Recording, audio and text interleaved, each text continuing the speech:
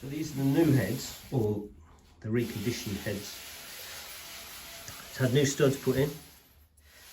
They've all been blasted and then painted. So this has new. And these are the valves. This one, which has been prepared for unleaded fuel. They've had inserts put in.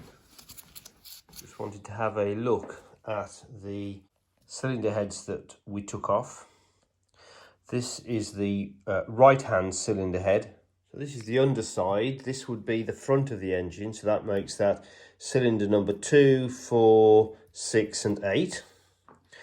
When I did my dry compression test, this one produced a result of 127 psi. These small valves, this one here, these are the exhaust valves. So this cylinder produced 127, which I understand is reasonable and at the acceptable end of pressures for these cars. This one here was cylinder number 4. That produced 50 psi. If you look though, you can see how that valve has recessed because it's worn through the case hardening. I'm calling it case hardening that was done on these cylinders. Mine's a 1974 car, and I understand that I don't know when they started doing some hardening of the seats. It's not the same as a hardened seat insert at all. My car's done 144,000 miles. I guess partly because it was on a fleet of classic hire cars, no one was putting in any additive, just putting in the fuel and doing it the cheapest way possible.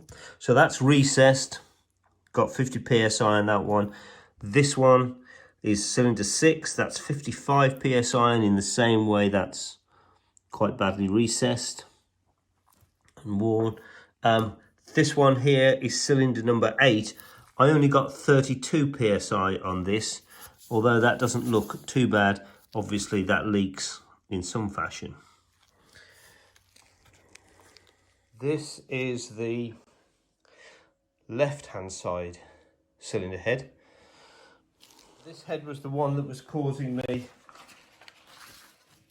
the trouble, particularly because this is cylinder number 1. It's been the front. Cylinder number 1 wasn't firing properly at all.